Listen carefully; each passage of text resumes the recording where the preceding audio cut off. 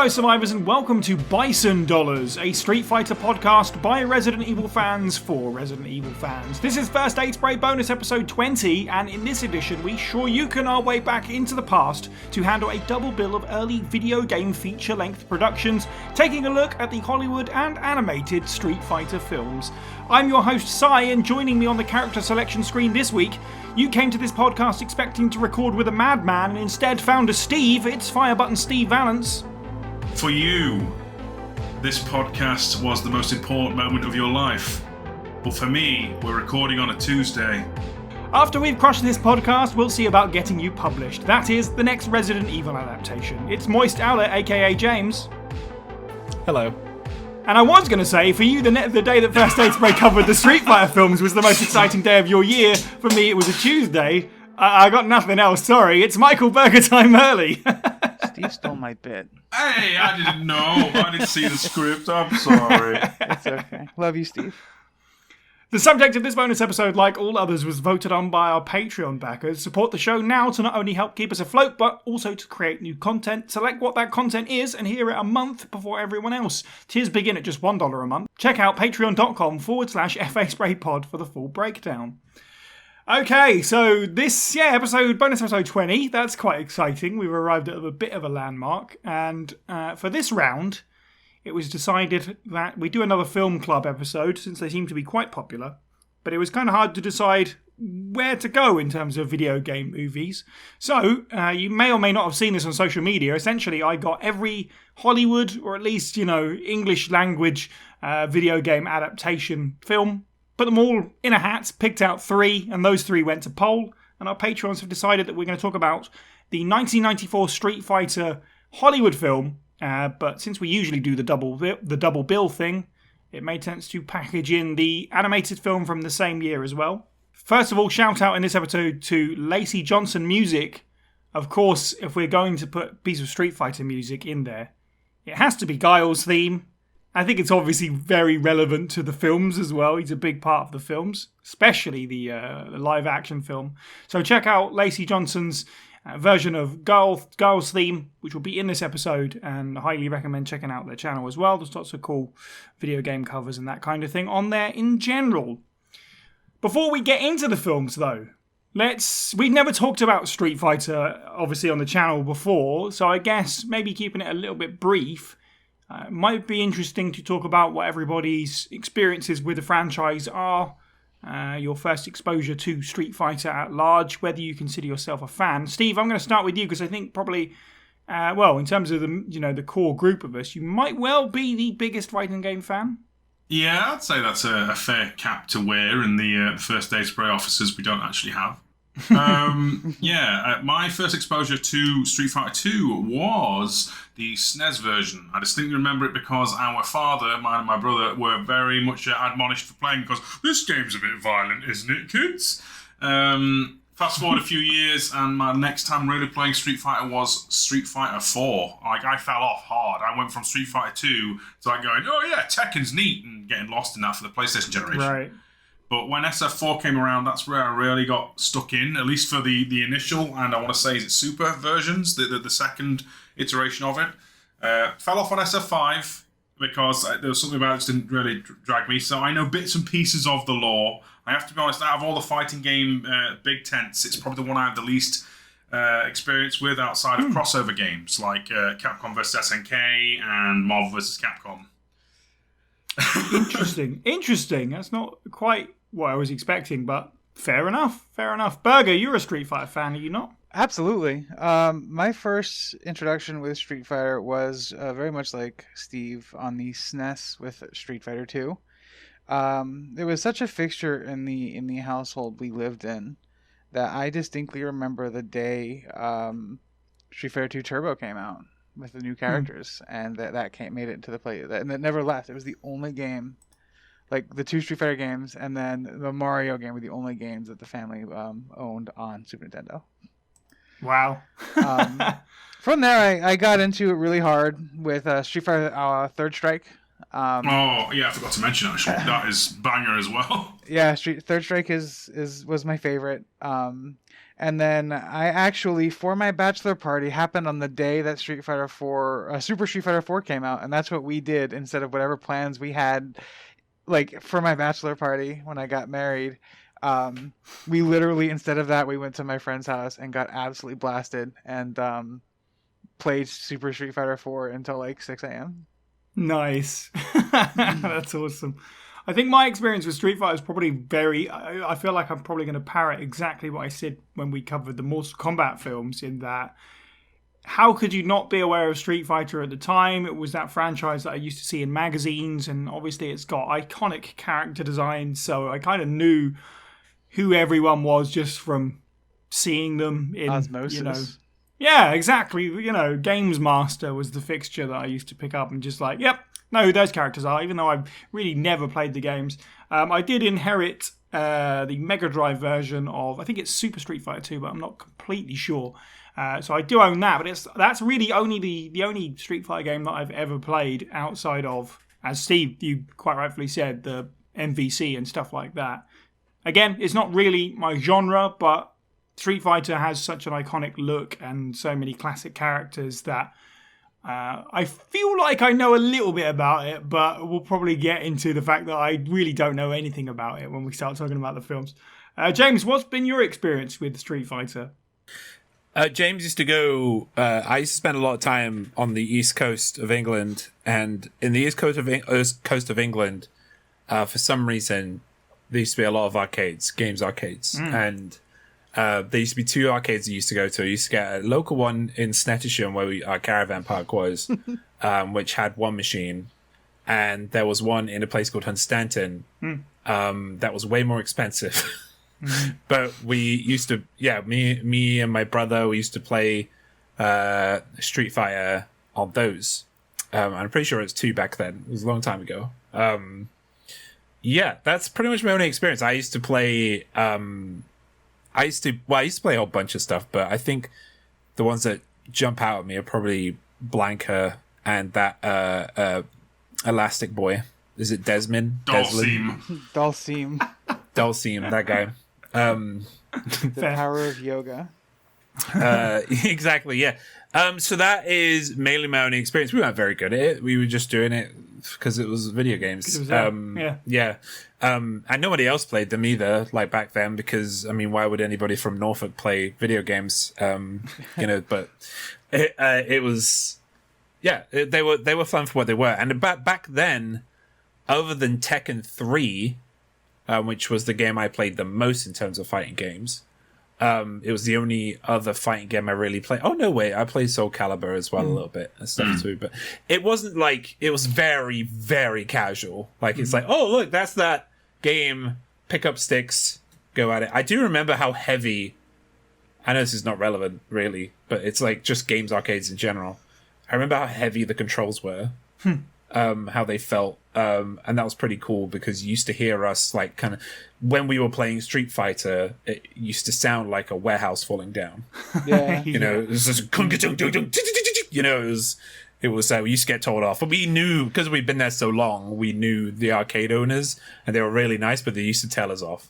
And they were, it was pretty funny. We used to find it funny, but we were told to get off them several times because there'd be people waiting. So see, y'all didn't have that like classic. You put your quarter on the next on the window, like that, so in front of the screen. You put your quarter to indicate that you're next. That only happened with pool. Oh, yeah, yeah. There was kind of like an unwritten rule with fighting games, I feel like, or any kind of arcade games that if somebody's in line, if somebody's waiting there, you get off. So we did, like every time. See, we had it's all very British and all very we follow the queue system around here. No, it's winner stays on, mate. You got to beat the winner to play the pipe. Yeah, winner stays, loser pays. Yeah, I think the reason why I was done with pool so much was because pool is a very long game, can be, right? So people used to stick their game coins your down. dads play while they're smoking. Street Fighter's the game the kids play while they'll beat the crap out of each other. Yeah, I mean, we played pool a lot when we were kids. If we weren't playing Street Fighter or anything else, we played pool. Right, let's get back on track. It's not the pool podcast, sadly. Hello, welcome to Billiard Ball. Sorry. Corner pocket. So we're probably going to go out of context a lot during this because the shows do. Funny. Carry on. Street Fighter, 1994 Hollywood film. I think it's one of the earliest examples of a video game movie, certainly, especially from a Hollywood perspective. And obviously at the time of Capcom, it's probably very relevant to say that Street Fighter was their biggest IP, bar none, in the early 90s. For the most part, really, I don't know how much of a stretch it is to say. I'm no video game historian, but without Street Fighter, it'd be interesting to see whether or not Capcom is still around. Let's put it that way. They certainly had their struggles throughout the 90s, and Street Fighter was pretty much the thing that was keeping them trucking along, which is no surprise why they wanted to make some film adaptations of it, to the point where they financed the Hollywood Street Fighter film almost completely by themselves, about $35 million. Most of that went into the principal players. They really wanted Van Damme specifically as the lead. The film grossed a total of just under $1 million worldwide. It has an 11% on Rotten Tomatoes and a 34% on Metacritic. So, let's talk about the story first of all. Steve, what is the story of this film, please? Oh my goodness. Right, so this feels like wasn't there was a people taken hostage at an embassy in the 90s that led to like the Gulf War, right? Am I misremembering history? The real history. The Kosovo crisis. Before then. This feels like this game has taken that as some kind of like bare bones intro, because Bison, the evil warlord dictator in Shadowloo, hidden there, has taken some allied nations care workers and soldiers as hostages for $20 billion. And the allied nations are having none of that, and they've sent their best man, Belgian-American Colonel William T. Guile, or is it William F. Guile? It's William F. Guile. William F. Guile, to stop him. And boy howdy, they get up to some hijinks. So, just a fact check you, Steve, I imagine what you're probably referring to is the Lebanon hostage crisis from 1982 to 1992. So, yes, actually does draw some similarities to that. And obviously, Bison demanding, was it $3 billion? Oh, no, it's $20 billion. $20 billion. It's a modern day would still be a lot of money amount. Yeah, $20 billion. Sorry, you're right. Yes, so that is, thank you for that. That is the setup. But I'm glad that you had that ready to go. Because my first note was, there's a story, ? Burger, how do you feel about let's just sort of like with we don't right race to the end, but sort of like the overall setup, how you feel about that as a setup for a Street Fighter story? Because speaking as someone that didn't, so just not to get too in the weeds, fighting games, their plots, you need to be really invested to know what's going on, I find. Because most casual players are just going to see it's cool characters beating each other up. Right. That's Street Fighter to me. I never really thought about the fact that, M. Bison's the bad guy. He probably has some kind of plan of some sort. So this was news to me. So, I thought a lot about this while we were watching the movie, actually. And I say that the story in the movie, they did their best considering the era and genre of the film. I imagine they went up to the writer-director, because it was the same person that did both, and was like, we're doing a Street Fighter movie, and he like bought the game and like played it a little bit, and then had to come up with a way for these characters to interact in a way that made sense to a coherent, 140-minute runtime or whatever. It is very bare bones. It is very by the numbers, classic Hollywood action adventure movie. If we're just keeping it tight to the story, in it, Steve gave us a big overview. To get a little bit more into it, the Shadowloo and Shadowloo City, which is a nation in Southeast Asia, recently Bison completed a coup. In addition to his hostages, so not only is the allied nations, assaulting a world leader at this point. They actually tried to fire the guy Guile at one point, who went off the rails, wherein we get the film's climax. one other thing I will note about this film is that they really tried. In terms of getting every single character, bar one, from the title game at the time, which is Super Street Fighter 2 Turbo,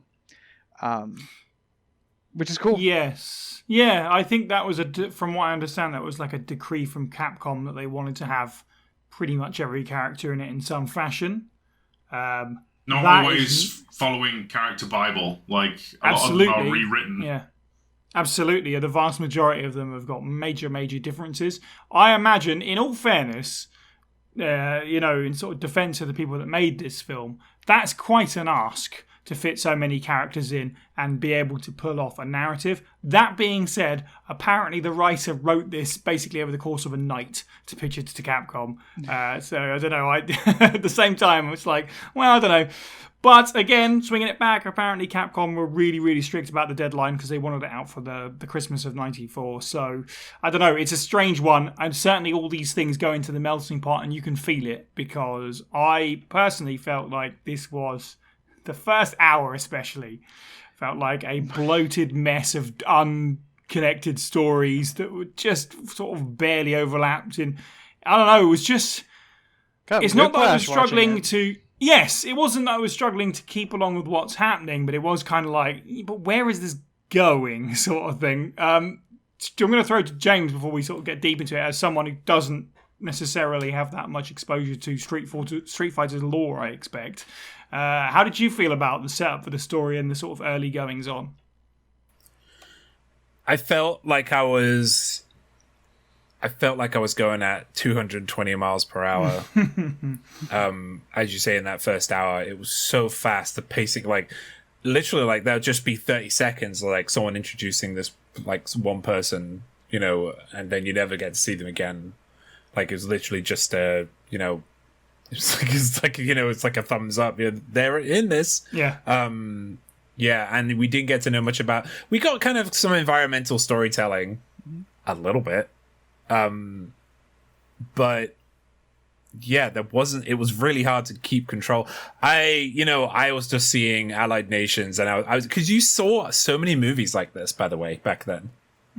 Like, when I say movies like this, I mean movies using either like some kind of Western superpower, like, against a lesser power. Like, it was constantly being done, and like my brain kind of turns off when I see that stuff, and it kind of did with this movie as well, in terms of the story, because I've seen this all before. Yeah. And, the movie doesn't really... I mean, to its credit, it doesn't really take itself seriously in that regard. And it shouldn't, because it's Street Fighter. And, I as you said, like, I'm not like a deep lore nerd, and I don't think I could be about this, because I don't think it's super deep. It's meant to be people fighting each other for honor and pride, or power, maybe, like we hear throughout the film from the various characters that the names are thrown at us continually, until it slows down a little bit, about an hour and 15 minutes in, where the actual kind of story kind of settles to the bottom, and you're like, okay, we've calmed down now. These are the main players. Right. And yeah, I could kind of settle into it again. But that first hour was breakneck. And it was really hard to concentrate. Yeah. I see what you're saying in terms of, so, again, it's hard for me as I don't want to call myself a non-fan. That makes it sound like a dislike Street Fighter, but someone not necessarily invested. It was hard for me to be upset with, like, them throwing lore to the wind or whatever, because this was inevitably going to happen anyway. And you're right, I like that it isn't taking itself seriously really at any point. I thought the first hour was a big... I wasn't not enjoying it, but it was so stupid. And I couldn't help but laugh because of it. Because every 10 minutes was just like, hey, look, it's that guy. Whoa! Every time they did it and they dropped a name in, I just laughed at the ridiculousness of it. And you mentioned like Dalcine being a pure example. I just lost my head laughing at just like they just casually drop, there he is, Dr. Dalcine. This is his role in this film. And I'm like, what? It's so dumb. So like DJ as well. DJ was a funny one. Yeah. T-Hawk was like... T-Hawk gave me vibes from like Jeanette Vasquez does from Aliens. It's like, you're just a stand-in. We're not actually gonna get representation here. You're just, you're just in the film now, and your name is T-Hawk. Like, no, exactly. He got to wear his vest and got his Cherokee headband. Like, oh yeah, later on. Yeah. Also, no reference to the fact that his name isn't. It's Thunderhawk is T-Hawk's name, by the way. Okay. Thank you for teaching me that, because I had no idea. It's T-Hawk. It doesn't sound ridiculous when you just say T-Hawk 12 times. T-Hawk, hello, Mr. T-Hawk. I mean, to be fair, I'm just thinking of a 90s rapper or something, like LL Cool J, T-Hawk. It works. Yeah. And then there's like, like Sagat. I remember when we were watching it, because myself, Bergs, and Steve here, we all watched it together. And I remember seeing Sagat for the first time. I was like, I don't recognize that guy. Who the heck is that guy? And then we'll get into it later, but when we watched the animation movie, I was like, oh, that's that guy. I know that guy. How could you not know? He's got an eye patch. That's his only recognizable feature in this. That's all it needs to be. Not a single tiger uppercut or tiger knee or dominating the entire bracket, because Sagat's always god tier. And that was another big problem, is that like the characterization in the movie was really wild, because you got like perfect characterization in Zangief and Bison, right? But you got awful characterization in Guile, and DJ, and we'll definitely sink into characters after this, because there's obviously, with there being so many, there's a lot to say. Steve, how did you feel? Obviously, as the closest to the Street Fighter series, but also apparently not, as we've just learned. How did you? How did you feel about this? I've got close friends who are mad into the fandom. Right. Me personally, I had a fine time with it. Like, I saw it as a PG-13 Bond film with Street Fighter characters sprinkled in. It doesn't feel like a fighting man film or a martial arts film, No. It feels very much like a spy movie or action movie with stuff just thrown in randomly, haphazardly, dare I say. But I'm mostly there just for Raul Julia to monologue and be a crazy person on screen. I'm going to be real. Yeah, that narratively, it bears very little resemblance to the actual plot of the games, other than, yes, Guile is in fact a soldier, and yes, Bison is in fact a wannabe dictator. That's about as far as we're going with that. If you're here, like, if this was released today in current year of 2022 as a new, fresh product, the internet would be having a field day with how many law rewrites there are. Like, it is nonsensical, and it doesn't resemble any of it. Like, not to go too into the weeds with it just yet, but for example, Chun-Li in the games is generally an Interpol agent, international police person, whereas in this she's just a news reporter who goes on the Rebel to fight Bison, which, that's mostly character true. I'd argue she's probably the most character true to their initial selves, like smart, can beat the crap out of anybody, also has a name called Chun-Li. I'm grasping a little bit here. Farthest from is probably Charlie Carlos Blanca, who is two different characters smashed into one, or Dr. Dal Sim, who has gone from being a yoga practitioner who can spit fire to a scientist capable of genetic experimentation on par with the Umbrella Corporation. It's definitely a turn your brain off affair, is what I'm saying, ladies and gentlemen. Don't expect anything deep and insightful with this story, but expect fun explosions and a fun ride. It does make me wonder. Obviously, there are probably people that are listening to this are massive Street Fighter fans that absolutely hate this film because of the liberties that it takes. And fair enough. That's fine. I mean, it's interesting because, all these years later, Street Fighter is still strong, so it's doing okay despite this bizarre diversion of this film. This film is still referenced occasionally by the games in some way, shape, or form. Yeah, I bet it is. There's the odd wink and a nudge there. Like, I'm sure Bison has at least one Tuesday wins quote, for example. there are winks and nudges, whether they be great and all. It's you're absolutely right calling it like a spy film, which is accurate and also bizarre to me. Like the fact that they navigated around it being a martial arts film, a video game franchise called Street Fighter, which is about warriors all over the world traveling around the world to fight each other. No, we're going to make a cop film so we can have some like G.I. Joe action figure stuff. It's bizarre. It's a bizarre choice. So it's even more bizarre is that like theming carried over to the video game they made based off the movie. Please tell me more. I only know that it exists. Like I genuinely thought this was called Street Fighter the movie because there is a Street Fighter the movie the game. But no, it's just called Street Fighter. Yeah. No, there's a video game they made off the movie. I'm pretty sure it was out in the arcades. I believe it was also on the Sega CD. I don't recall where I played it, but it was a very imagine if like it looked like Mortal Kombat but worse. Because it was like live action rotoscoped almost. Mm-hmm. But the character it was Street Fighter, just bad. Like Guile cheaply made had his moves. Ryu had their moves. It was just bad. But I mean, even movie only character Captain Sourdough becomes a playable character, and Akuma, despite not being in the film, is a playable character. They went a bit wholeheartedly with the movie, the game, by actually going, oh yeah, that extra dude in the weird like soldier outfit, Blade. Come on, we'll scan you in. What moves can you do? Oh, I can kick. Great, there we go. I mean, I guess that arrives at the point that one of the other departure in this film is the fact that the kind of fantastical elements of Street Fighter were removed to make it more realistic, which seems a bit of an odds considering that it's a really campy, silly, not take itself seriously kind of film, but there is no... I mean, there's an allusion to Hadouken and stuff like that, isn't it? But there isn't actually any fireballs throwing across the screen or anything like that. There's like a flash. I don't know. Yeah, I guess maybe it works in favour of the budget. I can't imagine that would have been an easy thing, especially at the time. But it does feel like that's kind of a missing thing.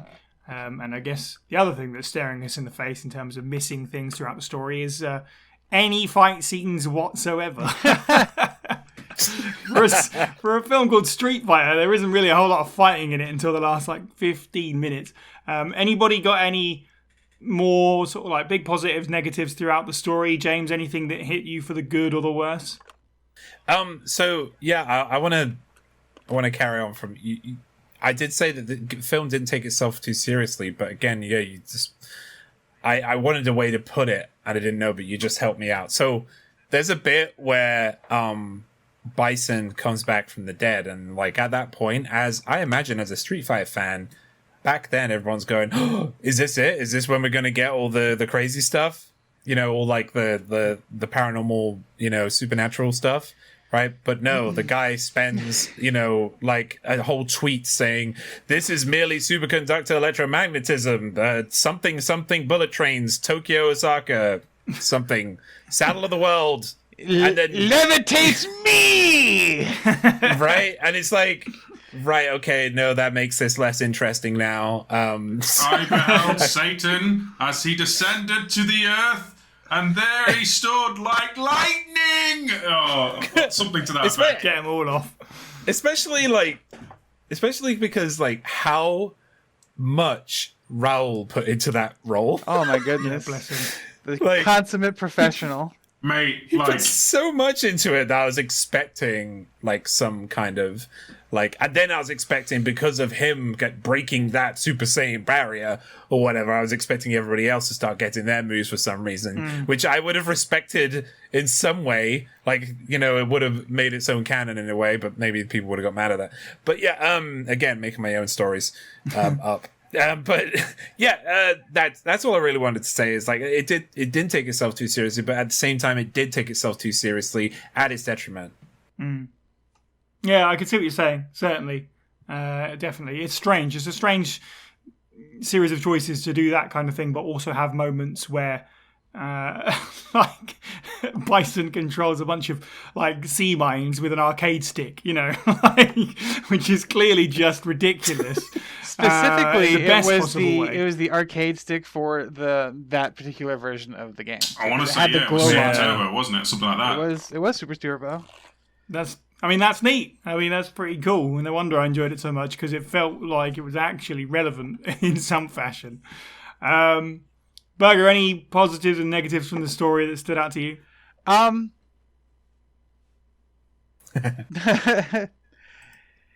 Okay. Yeah, I like the advent of the phrase "Pax Bisonica." It's like, what I don't know. I don't know that I would. And like a Bisonopolis. Like that was funny. There's a YouTube video, I kid you not, called "The Greatest Speech in Film Cinema History," and it is just that. And I am inclined to agree. My God, it makes me laugh so hard. I will say, you know what? I have another point that I like. Another point that I really appreciate is the time when there's a part of the film where Sagat, who is an international arms dealer, and Vega, who is his bodyguard, are like, all right, I guess we're like in our lot with Bison now. We kind of have to, because of like the fact that the feds are after us, or I think feds is the wrong word. I digress. And then he goes, so where's the cash? And Bison hands him a briefcase of Bison Bucks. And this is like, how did I realize why did I think I could be in business with a raving lunatic? Bison's like, no, it's okay. I'm going to kidnap the queen, and it'll be 5-1 British pounds. Because I said so. Because I said so. Yeah. I love that actually comes back as one of the final moments, is they think they've stolen something worthy right at the end there, and they open it up and it's Bison dollars. I thought, do you know what? That actually was really clever, that it had a payoff, like the whole thing. So applause to that. Although on the other side of it, the same token, Zangief spends the entire time aligned with M. Bison, changes, has a baby face turn right at the end of the film, and then gets away. He's standing around with all the heroes while everyone else is getting arrested. He just gets away scot-free. I don't think that's how it works. I love him so much. He's my favorite. He's my favorite part of this. Right, I'll let it go because he was great, but I don't think that's how it works, politically speaking. To quote art piece Wreck-It Ralph, just because he is a bad guy does not mean he is in fact a bad guy. A bad guy. That's right. Steve, any standout moments of the story, quote unquote, for you? Oh, I mean, like, I've already made it clear, right? Anytime Raul Julia is on screen as Bison, I'm enthralled. I don't care if he's canonical or non-canonical to any part of Street Fighter at all. That dude playing a madman, I could eat it up all day. Like, he's taking that scenery and taking a full-on bite out of it, and I love it. Any scene he's in, meme compilation, I'm down. Like, the actual story itself, it feels like, Sega, the Sega CD kind of like live action FMV games. It feels like someone's took all the cutscenes from that somehow and put it into a movie at times.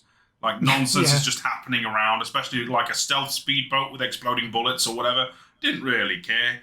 But anytime Raul Julia's on screen, even when he's like against Jean-Claude Van Damme, who feels like he's phoning it in 90% of the time, when he's that's with him, because he's high on coke the whole time. So allegedly, as the Raul Julia appreciation show, it's fantastic. Anything else is kind of mid. Okay, cool. That brings us nicely onto characters, and obviously that is definitely the best place to start. Of course, who's going to disagree with that? One of my notes is genuinely, how could you not love him in this film? He's mesmerizing, he's magnetic. He has the line of the film, and it's not the one that we all rush to say at the beginning of this episode. For me, it's you came expecting to fight a madman and instead found a god. Not only is it a fantastic line, it's actually really good character pathos in a film that does not deserve it, because he gets a whole monologue earlier being like, why does everyone think I'm a dictator or a madman? I'm just trying to create the utopia that we all need. And then by the end of it, when he's about to kill all of his hostages and his base is getting invaded, he just snaps at that point and goes, you know what? I'm crazy. And it's so good. I love it. It's like the illusion of character depth. There's the payoff. But yes, standout characters. Burger, any favourites and least favourites? Yeah, I mean, obviously, Raul Julia, Zangief Zangief Yep. is obviously a standout. Yeah. Kylie Minogue as Cammy with her absolutely fantastic, flawless British accent the entire time. Yeah, sure. I say sweating off to the side. Overall, like I said, they tried. And I get there's a moment where everybody has their for some reason Cammy gets put in tights and wears a tank top. Fine, they have to do it. But a little upset we didn't get Fei Long. This obviously only from the outside looking in and seeing how the scenes are portrayed, and this is pure conjecture on my part because I don't know the making of this film or anything really. This feels like, in comparison to the Super Mario Brothers film, we hear about how horrible it was and how awful it was working on that set. It just generally looks like these guys had a fun time making it, even if it is daft. There is an energy when you see these people on screen, even with Honda and Balrog. They're just having a fun time the entire time, being like cartoon characters on the screen. Yeah, I really loved their chemistry in this film, it must be said. So hopefully that comes from a real place as well. That would be nice. James, any standout characters for you, good or bad? Guile is really bad. Yeah, Guile's pretty sucky. Yeah, every single scene that Jean-Claude Van Damme and Raul Julia were in, like Bison was like up, on top of a mountain, and Guile was in the mines. A mine. I'm going to give you one of these arm flex. Okay. There's like a really good scene where he it's just a really short one before it turns. I think he says something, "You have made me a happy man," right? And you can feel your gravitas, right? And then Guile says, "Next, I'll make you a dead one." It just sounded like an anime. I put too much passion into that. It was dead. That's exactly right. I felt like every scene he's in, he's just like, all right, how do we get out of this as fast as possible? Rush. I don't watch a lot of Van Damme movies, but I can't imagine his accent is always that bad. Right? I had the same thought. I don't think I've really seen him in much, but I was like, this doesn't feel right. What's going on here? He's meant to be playing whatever, but he's meant to be playing an American hero sort of thing. Yeah. It seemed strange. There was a bit that was because a lot of his lines were really silly and were very blasé and over. They weren't over the top. They were just mid, And then there was one bit I think it was near the beginning. It was just before he gets not killed, and he says a line and it looks like it's going good, and then he for some reason goes up about 10 octaves to say the last word for some reason. I think it's shot or sure. It's why are you going all over the place? What's happening here? That speech that he gives the soldiers is a train wreck. It's incredible. Well, I was inspired. I too wanted to take up arms against who we're fighting again this week. But on the opposite end, I'll repeat, Zangief really made me laugh. He was so funny. There was this time when there was this bit where all the weapons for Bison's crew were getting exploded, and he just looks at the channel and says, "Quick, change the channel!" Yeah, it was so funny because he literally thought that changing the channel would fix everything. Wait, you guys got paid? The instant realization there. That's the first time that meme came into existence. Yeah. Yeah. I even the non-acting from him is great. There's scenes where he's not saying anything, and if you just watch him, he's giving crazy eyes to people and stuff like that. I was he was consistently great. Looked like the character. Yeah, big applause. I wouldn't be surprised if because he was the closest to Bison a lot of the time in the movie, and some people they feed off the energy from people they have on stage. Yeah, no, absolutely. I wouldn't be surprised if he fed off that energy from Raul and just kind of went, "Yeah, I'm Zangief now," and really, really went for it. There are other bads and goods, but there's plenty in this to go around. So I just let you guys go on with it. That's fair. I want to liken this film real quick to the Joel Schumacher Batman films. Okay. In terms of how ridiculous and over the top it is, and watching it again through that lens, that made sense. Because like you're talking about like how Zangief was, and like not just him, even DJ in the background of his scenes. A lot of the characters who didn't really talk much. I feel like the set dressing was where DJ was there for like platitudes that were clearly false and eyebrow raise as he's trying to get money out of Bison, and that's it. Right. Should have stayed at Microsoft. Which is weird, actually, not to go too into the weeds, but Balrog was traditionally the member of the crew. Him and DJ have swapped roles in terms of like henchmen for Bison. Yeah. I think that might be because they didn't want an American character being portrayed as a bad guy in a 90s action film, but that's just me being a bit tinfoil hat, maybe. Interesting theory, certainly. I will say that, and this is like a general thing for Street Fighter, of course, at the time, when even as a video game, you know, what was so great about it was the fact that it was so multicultural anyway. Oh, yeah. And the film, you know, it's really cool to see a film from 1994 that's very much like that. Unfortunately, a lot of the actors are actually playing different races to what they actually are, which is a shame. But again, that is kind of like, unfortunately, just a case of the time. But that being said, they're also playing like hard stereotypes, which is problematic. I mean, obviously that is certainly an issue, especially, and again, that goes back to Street Fighter in general. There's a lot of stereotypes in that anyway. But still, you know, it's good to see a diverse cast, which is really cool anyway. But there you go. Steve, any standout characters other than M. Bison for you before we move on? Oh, Jesus. This is a loaded question. I kind of like... they're mostly not a character, but I kind of like Ryu. Like, as the foil to Ken. Whereas Ken is clearly a bit more shady and comes across as like, what if Wilson was also a martial artist from House? And apparently a cokehead in terms of appearance. And he's just a normal dude being normal, which is an odd thing to be like, yeah, that's pretty good. But as the normal person being normal in this cavalcade of madness, I kind of appreciate it as the fish out of water. Chun-Li is probably the best outside of, you know, Raul for me. Though, you know, there's just something about the way she portrays that particular scene, the Tuesday scene, in which she's like, she thinks she's got one up on Bison, blowing up the weapons and things. There's just enjoyable energy to it.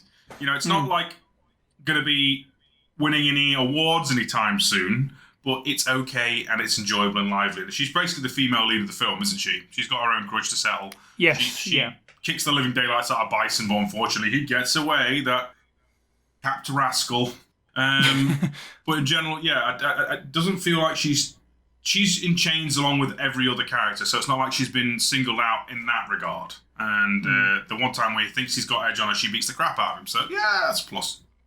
Yeah, that's fair. I'm glad that you said that about Chun-Li, and I'm quite interested. I almost thought we might even go the whole podcast without mentioning Ryu and Ken in this. We almost did. They are huge departures, and you know, meant to be sort of like some of the biggest characters in the franchise. For me, you know, they not only were they lost in the shuffle, their story felt the most superfluous at all, which is a shame because I kind of see what they were going for with it, and some of it worked, but I think maybe it's because so many other characters were just so ridiculous and bright and interesting that, of course, they're just going to get overshadowed, unfortunately. But there you go. You could have probably dropped Ryu, Ken, Sagat, and Vega from this entire film, and no one would have really lost anything. And not to say that Capcom must have wanted all these characters there, but they are basically there to play off each other and then moan and then, oh no, they're part of someone else's scheme, and that's it. Like, they are absolutely superfluous. Completely superfluous. They very much were the antithesis of something like Blanca, which was absolutely ridiculous and made me laugh constantly in ways that I don't know if I was meant to, but I did anyway. Everything about that was hilarious. Right, let's talk about the way the film looks, the directing, before we close this up. I've obviously touched on my big gripe with it when we talked about story is that not only would I have liked more fighting in my Street Fighter film, it would have been nice to actually have the fighting that we did get kind of shot that we could see it. Mostly it was close-ups of actors' faces and kind of like the idea of their leg kind of swinging out of frame. We didn't get a whole... There wasn't any martial arts in this film, I think was the problem with it. And maybe that's... There's too much flexing. Yeah. I don't think that's on me assuming that it should have been a martial arts film. There should have been some actual combat in this film at some point, right? Or is it? No, I don't know. It just I totally agree. Like most shots that aren't including a trained martial artist like Van Damme are so close in that they could be from like a soap opera scuffle or something. Just wearing gimmicky outfits. Like in comparison to say Mortal Kombat, the first film, which actually had martial artists doing stunts and stuff. It's pretty dire on the martial art movie front. It's like you have the illusion of punches and that's it. You know, we have fancy kicks from Van Damme, and I think that's about it when it comes to martial arts moves. Kylie Minogue yells out something about kicking, and then Cyclone you sort of kick. see a leg move. That's it. Yeah. You see a leg move, and that's about all she does. Yeah, it's not great. Steve, while you're there, any interesting thoughts on direction, cinematography? How did you feel about the way this film was put together? It really feels like a Bond movie from the 70s. I think that's what they were going for. Yeah. No. The aesthetic of like the environments and things, and general. Like if you take the silly costumes out and replace them with something a bit more contemporary for the time, it feels like it could have been a Roger Moore film. You know, I don't know if that sounds like praise. It's not meant to be. Like I always thought they were the cheapest Bond films of the lot. My missus loves them, so please don't listen to this, darling. I love you. Please don't carry on. But genuinely, I thought it looked a bit like 2 decades previous. To be gentle to it. The CGI of the stealth boat was cute. The animation of the lightning was okay. But generally speaking, like the shots themselves were rote. And, you know, some environmental storytelling could be argued was there. Like, Shadow looks like an awful place to live. There's this weird undercurrent, though, of, like, the Allied nations coming across as almost like a fascist, a rival fascistic force when they throw everyone into a like prison camp instantly. To which, you know, obviously we know they're meant to be the good guys in this like PG-13 action film, but they're all like, Jesus, they're not messing around, are they? Like, you know, they're also doing creepy dictatorial style things to people who are just at a fighting ring. Those are the good kind of war crimes, though. Yeah, but generally it's not that deep, and it's okay. Would be Steve's thoughts. Just 2 decades too late. James, what did you think about the way the film looks? I don't really know what to say because it does feel like a whole mess to me. Yeah. It gave me, though it did give me. There were a lot of movies like this actually from those early 90s. In fact, while I was watching it, there's this particular scene that always jumps out to me with this film, and it's when they when Jean-Claude or Billy Guile-ish gets in their ship, their boat, and takes everybody else with them, and you know, they go along the river in his stealth ship, and it reminds me of I said this now. What was it? It was Thunder in Paradise, the old Hulk Hogan movie, which I absolutely adored back in the day. It was one of my favorite movies. Anything with Hulk Hogan in it was great for me back then. What a fantastic actor! Right? It's got so much range. And it reminded me of that, and that was kind of cool. I feel like they did take cinematography from that, or they inspired each other. But nothing else was super inspired and like surprised me or like made me go, oh, that's great, because all I was getting was Jean-Claude Van Damme's biceps and triceps, and Cammy didn't kick enough, and neither did Chun-Li. Nobody did. In fact, I don't. If they did kick, it would snap away immediately. And as we've all already said, say you've said, it wasn't a martial arts movie. It was more like an espionage spy movie. You could have just put Austin Powers in this movie. It would have been like it would have made more sense than what we got. I watched the hell out of that movie. Berger, what did you think about the cinematography, the direction of this film? No, I will say I didn't think of the Bond correlation. I was just thinking generic action film. But no, I do see the Bond correlation now, and it does. I do have a hard time shaking it now that Steve has pointed it out. I want to say this film lacks its own visual style almost entirely. If not for the fact that the character, if we were to watch this movie without people talking, I could not tell you it was a Street Fighter film. I wouldn't know what kind of movie it was. without somebody repeating William F. Guile or M. Bison every 2 seconds, I wouldn't know it was a Street Fighter film, and I think that says a lot about a film. Because like Mortal Kombat, for example, you can watch Mortal Kombat, and every character in that movie, for the most part, looks like they should. Yeah, as opposed to the few in this film, the very, very few. Right. And some of them don't get their looks until sort of like later on in the movie, you know. So, yeah, it's a fair point. It's funny because they dyed John Claude's hair. Yeah. Why? But then they could have just put a wig on. Yeah. If you're going to just gel his hair up, it's not going to look anywhere near like his flipping, I don't know what you'd call Guile's hairstyle. It's a Brush. flat top. Yeah. Like paintbrush, like it doesn't looks nothing like it. No.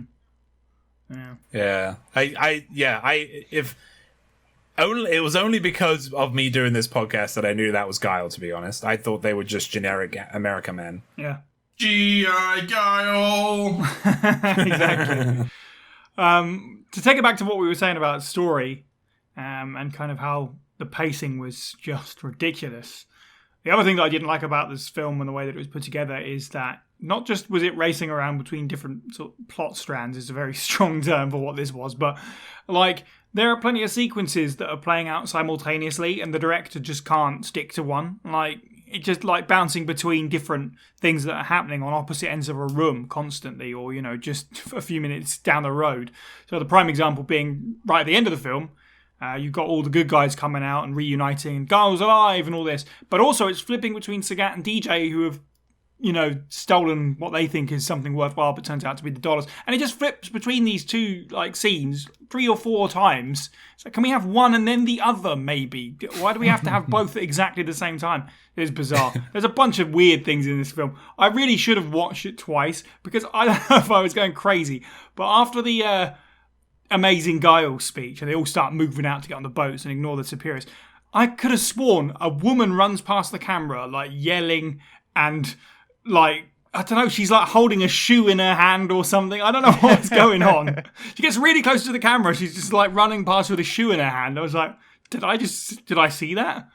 But I don't know. Maybe I did dream it, but it really stood out to me as something very bizarre. Okay, let's wrap up conclusions about the 94 Hollywood Street Fighter film. Burger, what are your conclusive thoughts? Would you recommend this movie? Honestly, yes, I would. I think it was a hot mess, a glorious 90s hot mess. But I will say that watching it with James and Steve was an absolute delight. And maybe that was mostly about the company. But I feel like, with the exception of Van Damme, who seems like he couldn't be ready to be gone from the set on any given scene that he's in, I feel like, like you said, I think you hit the note. People in that movie look like they had a good time working on it. And that shows to me. I think that matters.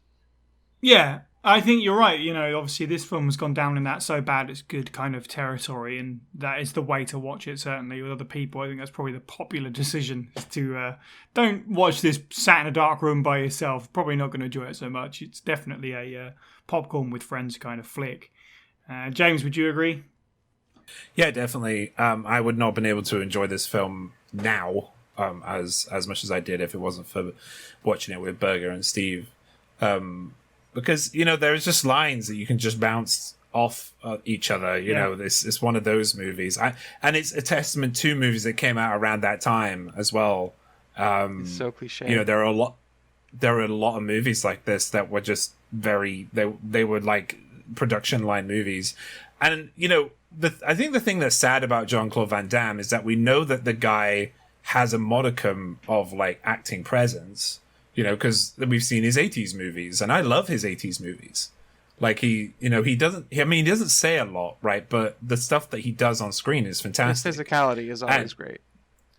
Exactly, yeah, his presence, right? But he can also he also says some pretty good one-liners, right? So to see him in this, to not really care, is pretty disappointing. But yeah, I agree. Like, you can tell that, especially Team Bison, You can tell they absolutely adored being there. You know, I wish we got more lines from DJ because he was funny too. He kind of reminds me of who's the guy with the 2 gold magnums in Resident Evil Nemesis? Oh, is it DJ? Apocalypse, sorry. Is it DJ as well? I think or something like that. Yeah. Yeah, it reminds me of him. LJ, He's like, LJ, Lloyd LJ. Johnson. Yeah. 10 He points. reminds me of him. Like, Exactly. he's the comic relief, and like he was funny. Again, maybe, well, not maybe, super stereotypical. But yeah, I love Team Bison. I'm forever Team Bison. But yeah, I want to touch on Allied Nations. No, thank you. I want to touch on something James said real quick. I looked it up because I had read before that Jean-Claude Van Damme was allegedly on a bunch of coke during the filming of this film. So I did look it up, and according to the director Steven D'Souza, he spent about $10,000 a week on his cocaine habit. Oh my goodness! I mean, allegedly. No, No? I think that's a fact. That is a fact. Yeah. I think you're okay. I think it's Wow. I'm pretty sure he went on record to say that he was definitely not in the right place when he was making that film. So Fair cop. yeah, you know. Yeah, and you know, I would I recommend this movie to people? I wouldn't as you guys said, I wouldn't recommend they watch it on their own. I went recommend it with people who have got like minds who can appreciate like a silly flick. But I would also recommend other Jean-Claude Van Damme movies. Cyborg, to kind of like, you know, lessen to kind of like sweeten your palate to what Jean-Claude Van Damme is capable of, because this movie is not it. Steve, final thoughts on the 94 Street Fighter Hollywood flick? Okay, in a very, very childish way, right, imagine a giant sliding scale, and at one end is Citizen Kane, and at the other is some dross like Meet the Spartans, right? This film has been rather harshly and critically been put next to Meet the Spartans, and I feel like it's, you know, it's nowhere friggin', let's not even indulge the fact it's nowhere near Citizen Kane, but it's nowhere near the bad as Meet the Spartans. So on that scale alone, yes, watch it with friends. I think it's definitely an entertaining film. I think it's in the eyes of modern day, you can appreciate it more for its goofiness and wackiness than you probably would have done at the time. And with that being said, perhaps rent out an entire theatre and sit in the middle on your own, just for the full ambience of being a weirdo watching it in a vacuum, like I had to rewatch it before this podcast. No, I'm kidding. Definitely get friends. And yeah, it's been slighted, I feel, a bit. You know, there are crap films out there. There are very bad video game adaptations out there. And while this doesn't really adapt the video game in any way, shape, or form, I had a fun time with friends. I'll tell you what, let's put it this way. I didn't watch this with friends, but I would have enjoyed watching this with friends more than I enjoyed watching Blood Rain with friends, which I did do once, and that was an absolutely miserable affair. So you're right, it is not remotely anywhere near the worst video game films. It's not an Uwe Boll film, so there you go. Speaking as the one person that didn't watch it with you guys, I actually did have a good time with it. Me and my partner watched it together, and well, she half watched it. Mostly just looked up while I was laughing at the ridiculous moments, to be fair. And there were plenty of them. The first hour of this film is at times a little bit of a slog. It's just a confusing, bizarre thing. The last 30 minutes, though, are genuinely entertaining. When it gets to Bison's base and the showdown, it feels like ridiculous 90s fun as you remember it. So if you can make it through the first hour, there is something worthwhile in the last sort of moments, the last throes of it. So I'll give them that much. I enjoyed it. Will I watch it again? Yeah, maybe, with people. But I probably wouldn't go out of my way to see it by myself. But yeah, it's not so bad.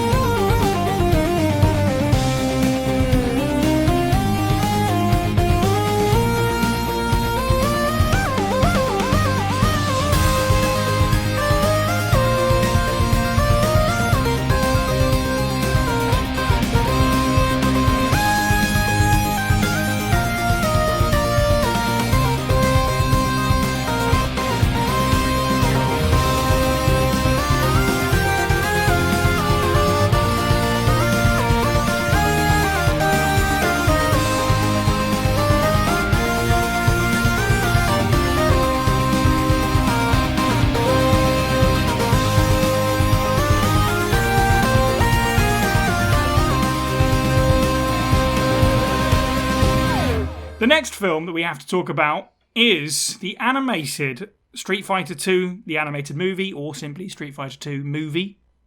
It's a Japanese-made anime. It did actually come out before the Hollywood film, but only by, I think, genuinely a couple of months.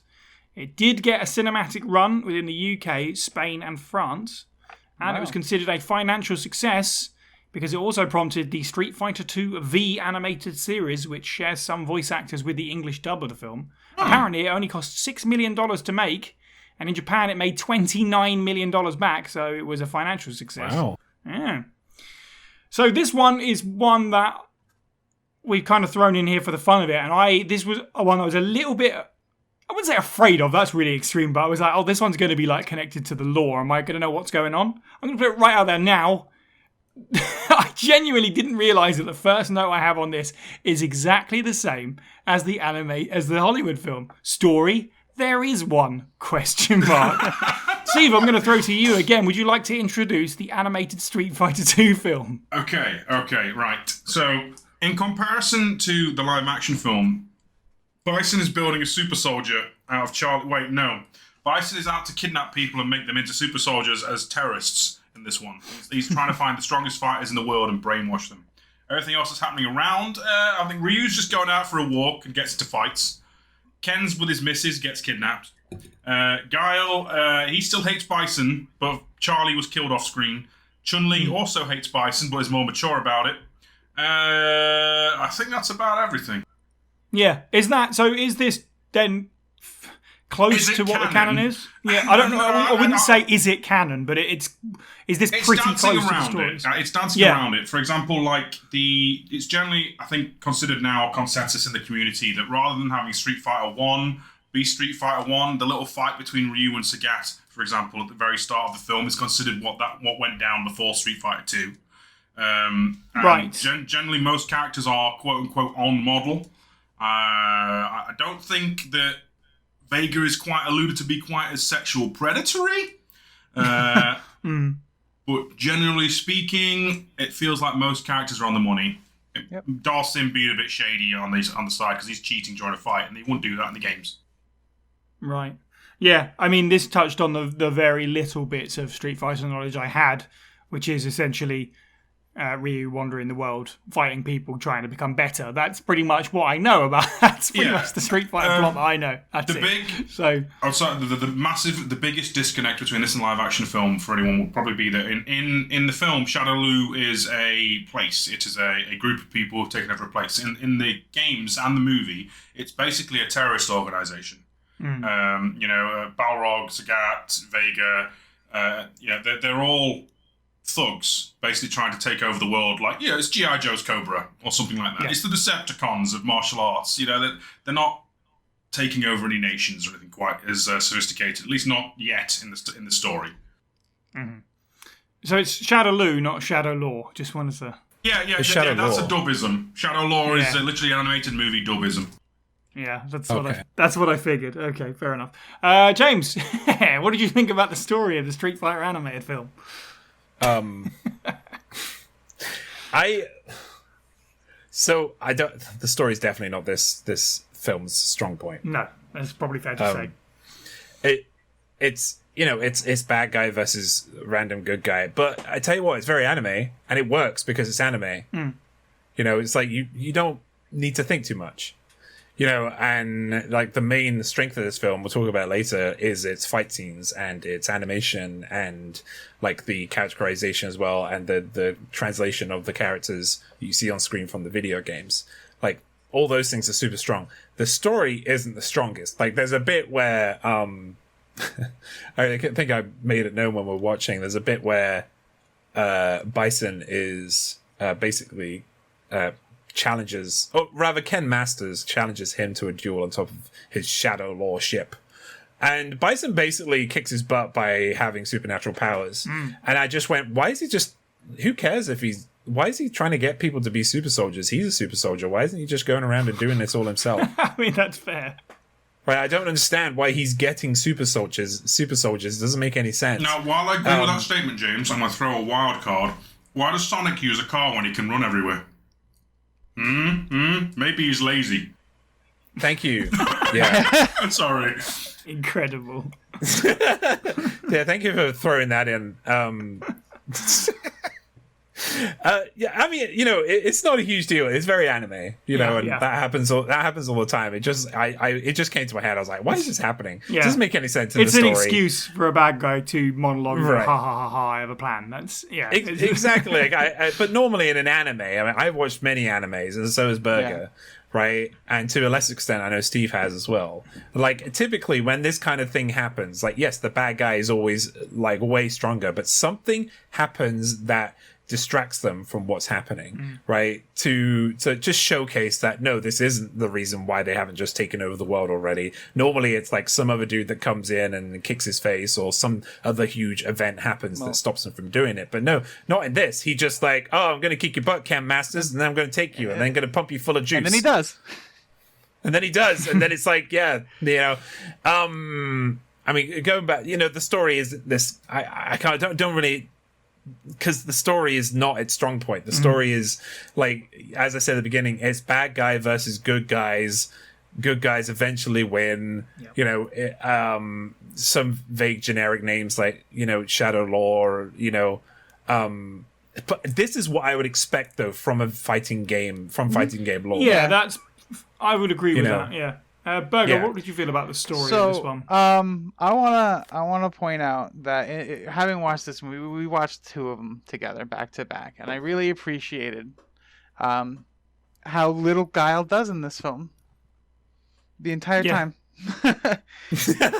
He just pops up and is present and like talks and then get his ass beat. That's the story of Street Fighter for William Guile. I like anime. This is a very anime story, especially talking anime from the 90s. It didn't have. I mean, it's actually a little bit better, I would say, than a lot of other anime from the 90s. Because you think of stuff like Yu Yu Hakusho, which is very formulaic and very, I don't want to say trite, but I will.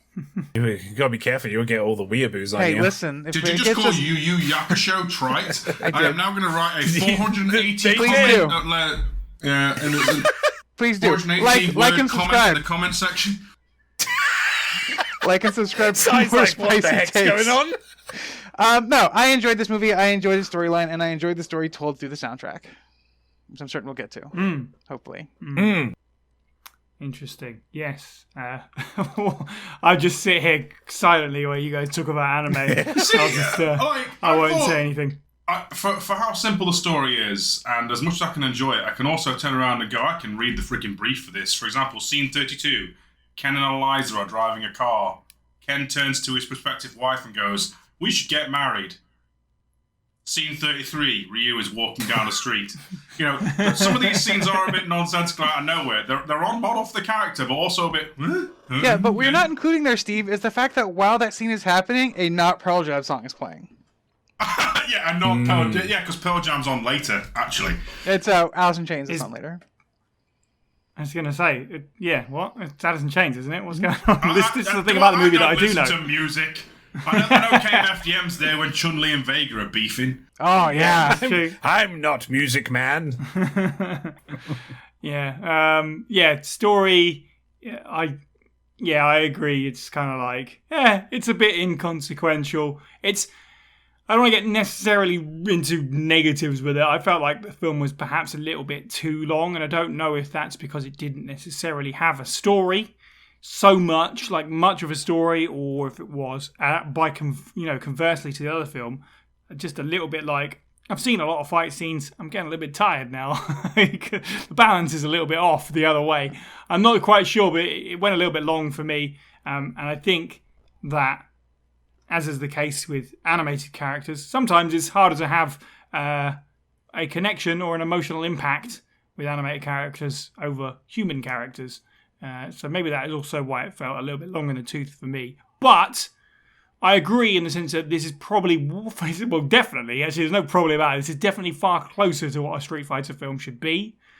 It was way more recognizable elements and that kind of stuff. Steve, how do you feel about, other than, randomly bouncing from scene to scene, any thoughts on the story? And then we'll move on, because as you say, there isn't much to it. It actually informs stuff later on in the games. Like, brainwashing and stuff becomes a big deal with Bison building his army. And the whole thing with Cammy assassinating someone, that is sort of reference to Street Fighter Alpha and stuff. So it informs stuff. And in that regard, I can appreciate it. It's a straightforward thing where Bison wants to kidnap and brainwash Ryu, the movie, and Ryu and Ken have like rival baggage to unsettle, that's literally like pretty much the only threads to pull on besides personal grudges. And in that regard, it's okay. You know exactly where the film's going, pretty much from the get-go. There are no real plot twists or surprises. Let's be real. We all know that at some point Ryu and Ken are going to fight. We all know at some point someone is going to beat up or get beaten up by Bison, and everything else in between is just like either cool fight scenes or cool musical sequences with punches thrown. Yeah. All right, narratively, it's inoffensive. I would argue it's like if the first film that we talked about was some really complex, haphazard, like Heston Blumenthal dish, this is just a chicken korma. Yeah.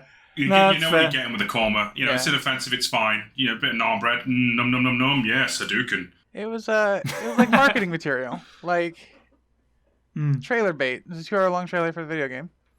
There is a version of this film that's on Sega CD that is literally you watch the fight scenes as one of those camera robots that are only in this film, and you get a brief fight. You get a fight sequence as one. That's literally the only unique element that gets pulled from this as its own thing into its own separate little thing. You don't get like brainwashed camera troopers in any of the other games. What I neglected to say about the story, important though, is that there was a lot of flashbacks, which is quite interesting, to Ryu and Ken's past and their training together, which I thought was actually really nice. So I would define this story as the story of Ryu and Ken and how they were trained by a door. That's what I got from this film. A very wise door. Yeah, very disembodied voice coming from a door. I was like, oh, okay, I get it now. This is. I don't know Street Fighter, so I'm just going to take this at face value. It was there all along. Her door Ken. There you go. Absolutely. I do want to touch that specific scene you mentioned, the flashback scenes. I want to point out that when you play Street Fighter Alpha, Ken does have that long hair. So that's accurate to how he would have appeared in that game. Casual Ken. Right. The friend that is, again, this is just diving into the Alpha lore a little bit. The friend that Charlie, the one that Guile's talking about, is also a playable character. He's the Guile character in that game. And lastly, there's a scene where there's a gentleman sitting off to the center left of the screen who's kind of just not interacting. That is Ken, the spirit of the Dark Hado, who is another former student of Ryu's master. Which I probably just got that wrong, and somebody will tell me about it. It's actually Guki. Ken is the teacher. Guki is Akuma. There you go.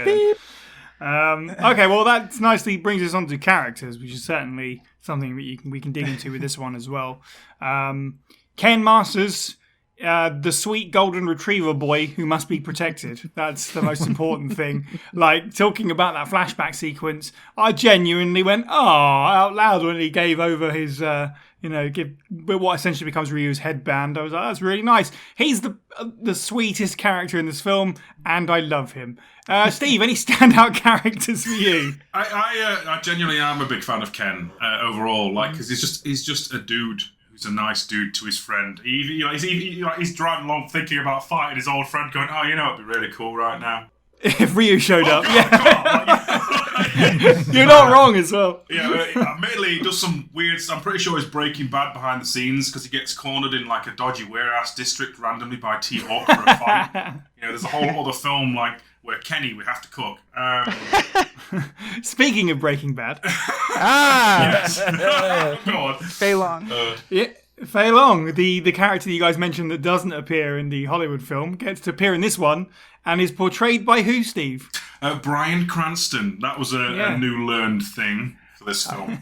And it was while we were watching this movie, that scene specifically, where like out of nowhere, I'm watching this film and I go, oh, so that's why he wasn't in the other movie, because like there's a van that's got Fei Long's face on it, and he's a movie star who is very vocal during his kung fu. I'm pretty sure you couldn't get away with. I mean, if Bruce Lee had been alive at the time, I bet he'd have gone with it for a laugh. Really, I imagine he would have done it. But it was around the time that I probably was when his son died too. Like it was around that time where that would have been a distasteful joke to make. I think. Yeah, 100%.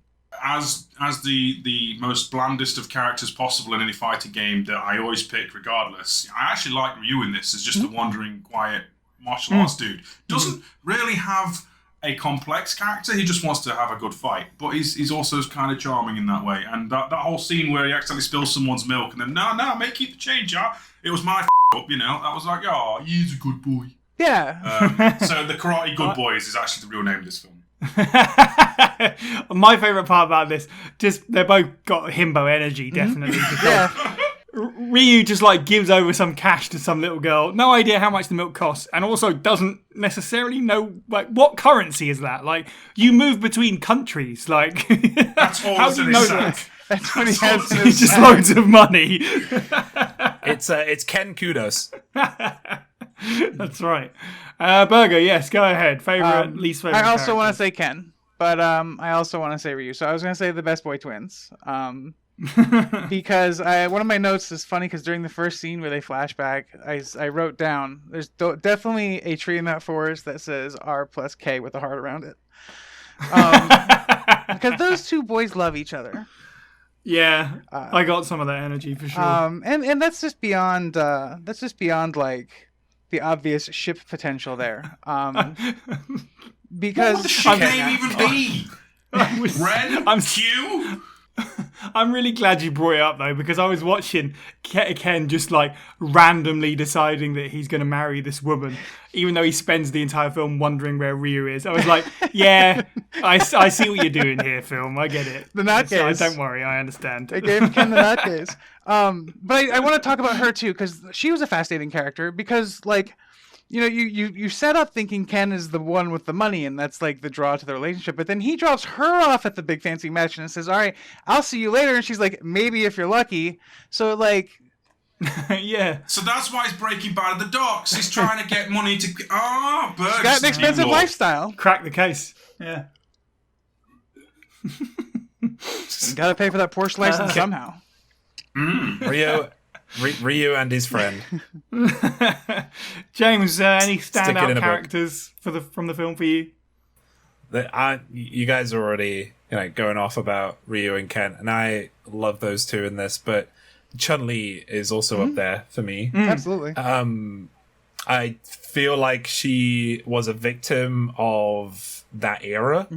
I kind of up to the era of the mid-noughties where I mean, it was great. There was like a bit, we actually mentioned it while we were watching it. There's a bit where Chun-Li is kind of getting a butt kicked by Vega, and we see Billy Guilish come along. And he's like, I gotta get there to help Chun-Li. We thought that he was going to come in and do that kind of stereotypical thing of getting the last hit in, but I haven't Sonic boomed in this movie yet. Chun-Li took care of Vega, and she did it well. Yeah.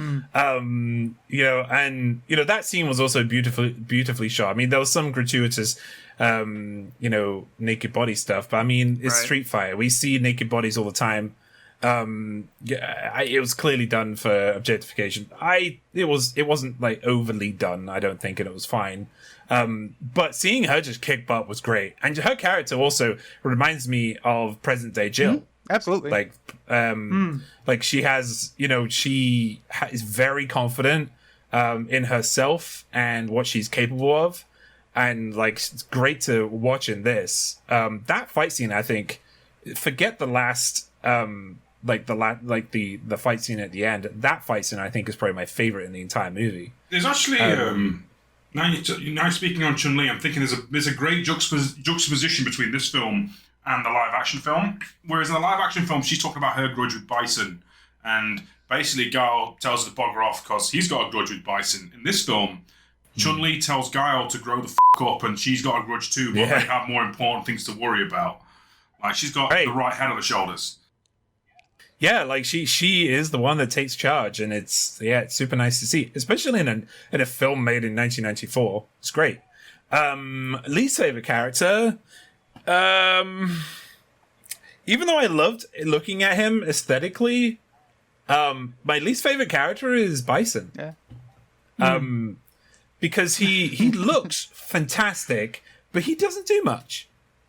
Like, yeah, sure, he does that thing, and he does that bad villain thing where he like someone punches him, he moves to the side. Walks through hallways menacingly. Exactly.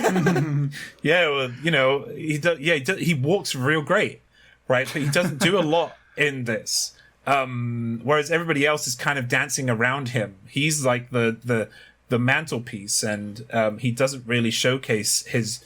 I mean, he does showcase his power, but then he completely forgets that he has that power at the end of the movie.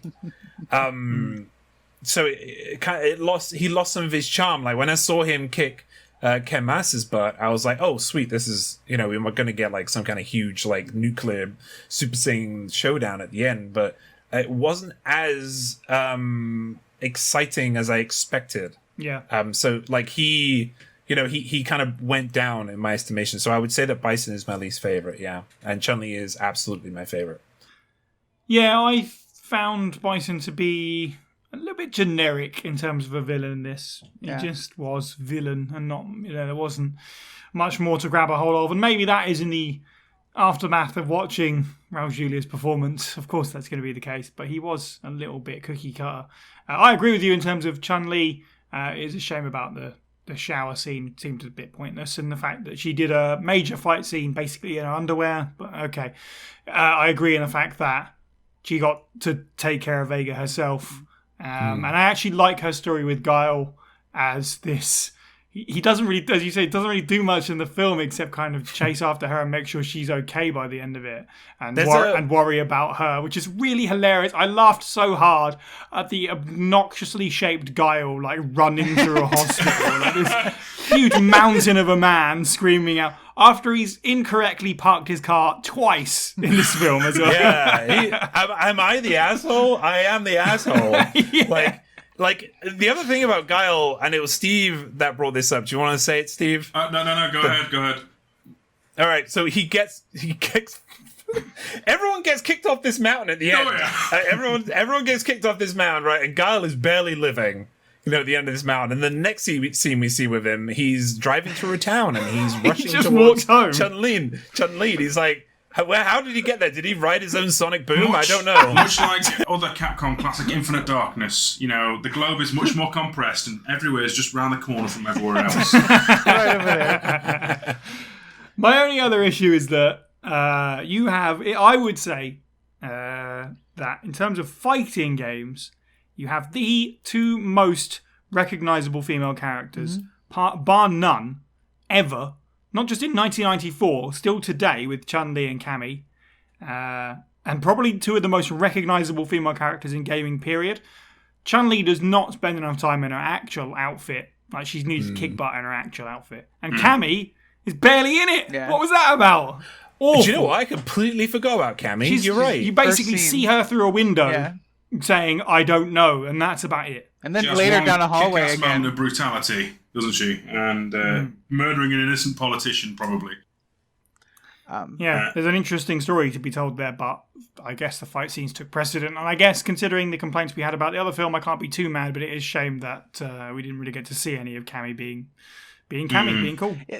Like, she had a really cool like fight scene at the beginning. And that was really cool to look at. But yeah, like I think that's weird. It's interesting that's some stuff you notice, because one of my other notes I took for this was like there's so much like they didn't want for runtime. Like there's a lot of nothing happening on the screen aside from probably like 3 minutes of Bison walking through hallways with his cronies to a song, and the song was enjoyable to listen to. But there's like you could tell they needed to reach the minimum runtime for a theatrical release or something, because there is a lot of like padding in this film. Yeah. They could have filled that. There was actually a point where sorry. They definitely could have. There was a point where me and Steve were trying to the Street Fighter we were watching. We were trying to get subs. We were trying to see if like it was Japanese or any other and I was kept on skipping ahead, and every time I skipped ahead, I was bumping into a walking scene. Yeah. every time. Where I was like, when do they talk? I want to know, and I couldn't get to a point. It took me, it didn't take me very long. It took me like a minute, but we got there in the end. But yeah, it was funny because, so happenstance, I just walked into a walking scene. Keep walking, James. We can't get them to say any dialogue, for God's sake, man. Berger, you mentioned the soundtrack. So before I let you go off on that, I just wanted to at least clarify for people listening at home. Of course, there are actually different soundtracks for this depending on which version you watch, kind of as James is alluding to there, the sub or the dub. We all watch the English dubbed version, so obviously that's what we're going to be talking about. But I know you specifically wanted to at least shout out the soundtrack. It goes way harder than it has any right to for this video game. This movie, sorry, about a video game. I loved the soundtrack. I think it was the best part of the picture. It set the scene. It like as a fan of the genre and like because like fighting games always go real hard on the soundtrack. And they invested in it, and you can tell. And I think that's nice. Yeah. They've gotta like in scenes with Ken. Like I really appreciate that they took a more American at the time grunge style. They even licensed an Alice in Chains song to put in the movie. And so like in those scenes, like that's how you knew where you were. You knew you were in America because of the cool, grunge song that you were listening to. And the same thing with Bison. His music was always very bad guy sounding, so you knew that when he was walking down a hallway, he was into serious business. Bad guy music. It's actually mixtape. I would argue that both soundtracks are pretty good because I have had the luxury of seeing like the original Japanese dub as well, and that's got its own OST. So strong, in fact, like the big showdown with Bison, Ken, and Ryu got homaged in I think it was Alpha 2 or Alpha 3 called Dramatic Battle, where two players can play as Ryu and Ken versus the superpowered Bison. They take the Japanese soundtrack and use that for the game. If I remember correctly. I could be misremembering, but I'm pretty sure that's what happens. Like there is music from this that got put into the games down the line, and not unlike Mortal Kombat, licensed music is used plenty to great effect. Yes, totally agree. In terms of both the soundtrack and the original score that goes with it, I liked a lot of the music that was written for the film. Really catchy stuff. Korn was in this? Yep. Korn on the soundtrack. That's the plays during the credits, right at the end. Oh my goodness! Alice in Chains, Silverchair, and as Steve pointed out, KMFDM, which is all really good because whilst I can see people getting like, it kind of dates the film a little bit. It's like I don't actually have a problem with that. Like this is the era that it was made. This is the era that for me it takes place in. As Berger, you so expertly said there, it really helps ground it for where those scenes take place specifically. Just, I don't know, something about it fit really well. I suppose it helps because it's got that really 90s anime aesthetic as well. So maybe there's, even as someone who, how do I say this delicately? I don't care about anime. It gave me I am her. Oh, that's delicate. It gave me a little bit of a nostalgic twang, this film, the way that it looked, the way that it sounded. It made me think of Dirty Pair Flash and stuff like that, and I was like, you know what? I'm okay with that. Yeah. I mean, it was on brand for the time. You should watch more nice anime. Like, exactly. Nowhere near as tastefully done, but like the Dragon Ball American dubs and stuff generally used like new metal soundtracks for their movie adaptations. Right. Like the Broly movies and whatnot. It's very on brand and done slightly a bit more classy here. Rather than just having like heavy metal and new metal blaring every 5 seconds while Goku's going Kamehameha. Yeah. Shout out to Maximum the Hormone. that's what I know about Dragon Ball music. James, thoughts on the soundtrack overall? It's great. Yeah, every scene. Like I was going, oh my goodness, this soundtrack slaps. Yeah, like it was very good. Yeah. I just a lot of these bands I listened to by proxy from other people, so I didn't know who they were. But I used to like Alice in Chains. I used to listen to a lot.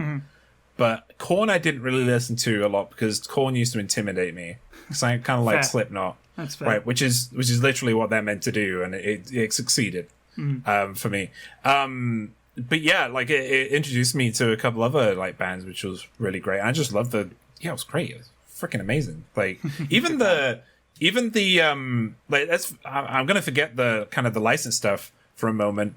The actual, the soundtrack of each scene was also really great. Just the regular score itself was great. It was very 90s and retro, and it felt very Street Fighter as well. Yeah. Like in what? Yeah, they put so much effort into this film to make it a Street Fighter film. Like it was. They put so much effort into it. More, I feel like it's more character-wise with the live action, but there's also less you can do with a live action than you can do with an animation.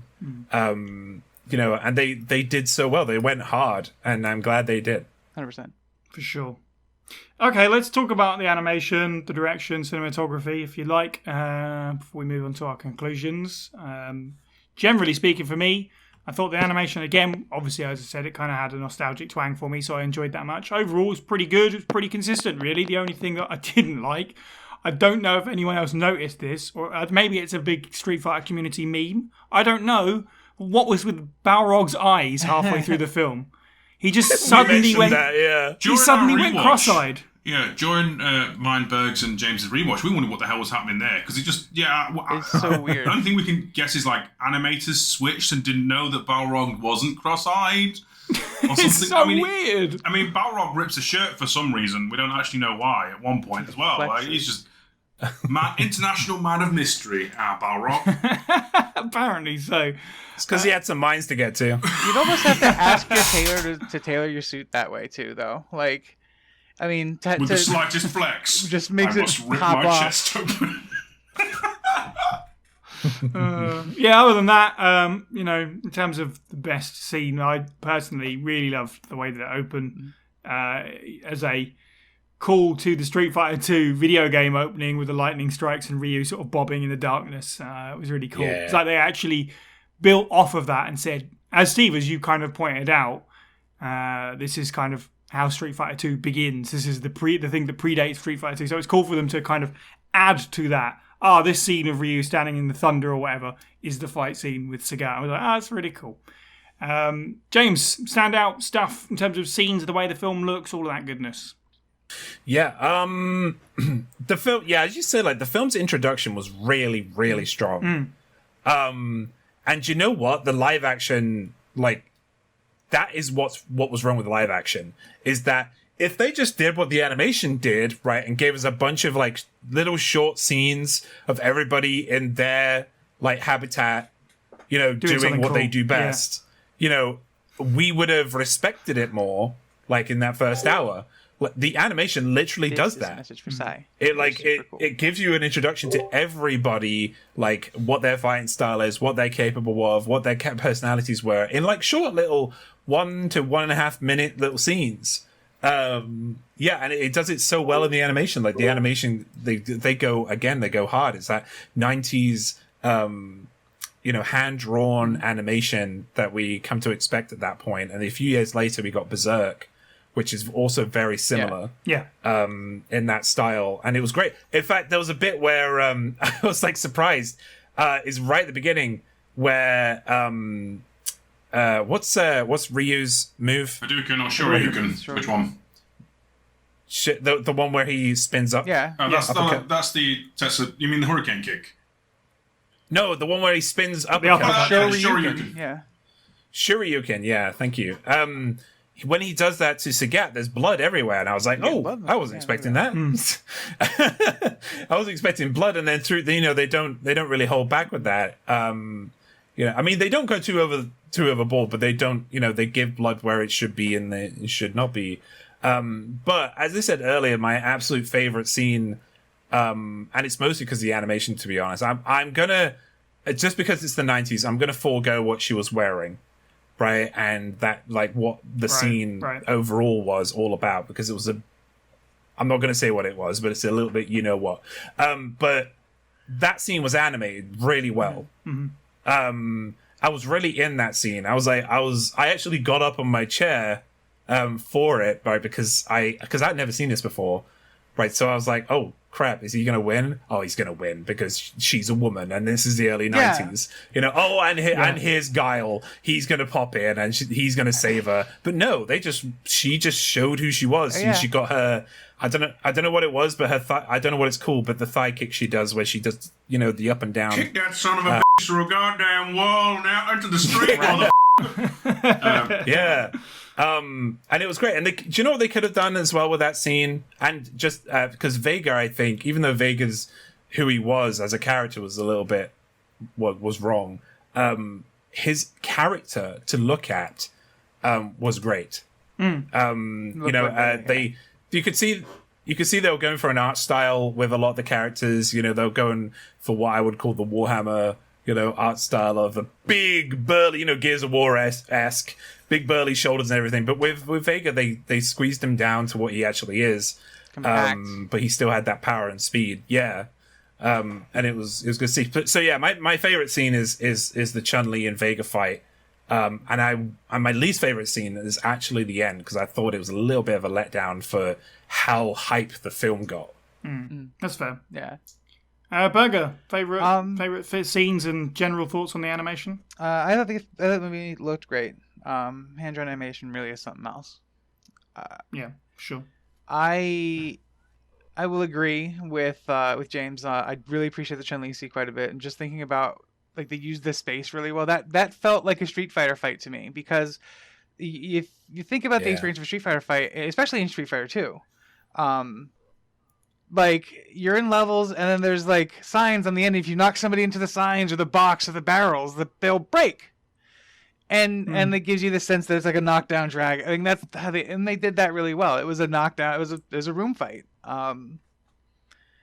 Like you can see where shows like Daredevil would have pulled from a scene like that in their fight choreography. Good point. Yeah. I didn't. Like I said, the movie had a lot of padding. I'm guessing it was to meet a minimum runtime. But one of the things I will say I appreciated about it as a whole thing is it did give you a chance to linger on some of the songs, because like you had the chance to instead of go like, wait, is this? No, this isn't who that is it? Oh wait, no, this is who it is, and like then you kind of get into the like that feeling. Which if you're looking at this from somebody who's not super into Street Fighter and you're looking for a hook to get you back into it at that point, which kind of dragging, that's something that would do it. So I appreciated the movie did that a little bit. I didn't like the end fight with M. Bison for the same reason James said he didn't like M. Bison's character. Just like M. Bison just had the cheat codes. I think Steve actually said always had a place with this action replay. Yeah. And I think in terms of standout stuff, and stuff I didn't appreciate, that's about it. I do want to know what Ken was up to, though. Kenny, we have to cook. Sorry. It's funny you said about how the Chun-Li fight scene felt like a Street Fighter scene, but I also just wanted to point out the Dalsum and Honda fight where it actually went like side on and just looked like the video game for just a little bit. It was like that's a nice touch. In the same way that the terrible Doom film did the first person perspective at the end. It's like that's nice. I like it. How dare you say that was a terrible film? Yeah, it's pretty bad. Yeah. No. Slander. James. Moving on. It lost the poll. Let's move on. Steve, favorite scenes, and how did you think the animation holds up? See, I did like the final fight scene, but that might be due to Street Fighter Alpha baggage. Being able to play that fight scene has left it a bit ingrained in my memory now. Yeah.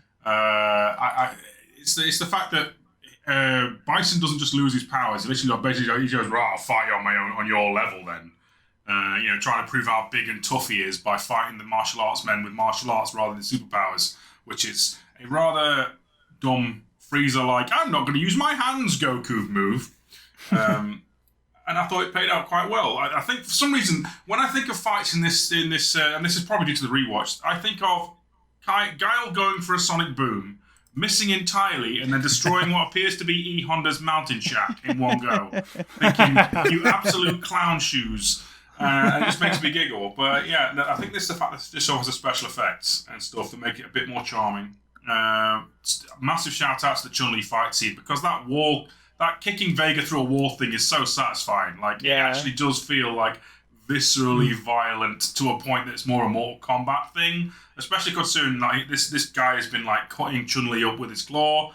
Makes sense. You know, and the fact that Chun-Li isn't like, oh, big strong man has to save her. No, she just whips beats his the living ass. out of him. Yeah, that's great. Fantastic stuff. But yeah, stand out for me is still the big boss man getting double Hadoukened, which in video game terms is like all damage, but we'll allow it because it's a movie. You have to save it. All right, okay. So let's draw some conclusions on the animated Street Fighter movie. Burger, how do you feel about the animated movie? Absolutely loved it. Yeah, it's so recommend over the Hollywood film. I mean, also they're massively different. Sure. To dive into that a little bit, yes, I would recommend it over the Hollywood film. But I would also recommend it to more people. I would recommend it to a fan of Street Fighter who isn't an anime, or an anime fan who's not super interested in Street Fighter. I'd recommend it to people who like movies that aren't necessarily animation. I think it's a fine demonstration of like 90s animation. Like absorbing it on the context of when it was intended to be, of what I remember that time being myself. It conveys well. It is problematic as a sign of the times, and that is fair and valid. And I would obviously alert any who might of sensitivities there before recommending it. But I think as an overall concept and as an overall movie, I did enjoy it, and I would recommend it. Yeah, that's fair. Steve, how do you feel about the animated film overall? This one needs to be back in cinemas. Like, if the other one gets into cinemas, this one definitely does. I would argue that this is definitely more the film for fans, and you could probably get at least a bit out of it without your friends being around. But again, it's a good film to have with friends. Whether you know the Street Fighter lore or just a cursory knowledge. I mean, it's like The Simpsons at this point. We all know that the dude in the pajamas is probably Ryu or Ken. I know they're really a geek. But yeah, hands down, the better of the two films, at least for me. Doesn't not to diminish that there are some laughably fun things about the live action film, whereas this one is 90% more serious. Like, this is definitely a lot more, ooh, these people have to have a fight and kick the living daylights out of each other, even though we still don't know why. They just do. Aesthetically, fantastic, especially for the time. Like, you know, anime can be very hit and miss even then. I mean, no offense to Pokemon, the animated series, looks kind of tired compared to this at the time. Like, and then, I mean, there is a difference of like budget, but yeah, musically, I would actually argue give the Japanese one a go if you can manage subtitles, as much as the new metal stuff's great as well. Like, both versions actually have something unique to the table. Absolutely. So yeah, a fun old time. Be you a Street Fighter fan, and if not, should be a fun old time with friends. Indeed. I think that's fair to say. I would recommend it to people that like decent animation. It's an interesting study of the animation of the era. As we said, the hand-drawn anime style. It helps if you know a little bit about Street Fighter so you can identify the characters. Like, you know, the bare knowledge that I have of character names and looks was enough to get me by quite happily, despite the fact that I thought maybe it was a little bit long or whatever. It was decent. For me, though, I think I probably were more likely to lean into rewatching the Hollywood film just for the ridiculous bombast of it all. But that's a personal taste thing, as usual. But yeah, it's not like I didn't enjoy it. Not all. There was certainly lots to like about it. James, final thoughts on the animated film? So during this time, in the early 90s, I was watching quite a lot of anime that I shouldn't have been watching. One of the top ones, I might have mentioned it once or twice, but there was one of my favorite animes ever is called Guile. And it came out at the end of the 80s to the early 90s. And during this time, we were constantly trying to find animation, like VHS videos, because it was all, they got to a point where you could only import this show. And my point is that, like, during that time, like, it reminded me a little bit of Guyver in terms of its fight scenes. It didn't go too over the top, whereas Guyver does sometimes, right? But it kind of gave me that feel. It's just, it's just stupid fighting. like for the sake of fighting, you know. But at the same time, you do get a little bit of backstory with that. Like with Honda, for instance, you know, you kind of get like, and with Darcy, you get like a lot of honor. There's a lot of honor in this animation, which isn't conveyed in the live action at all.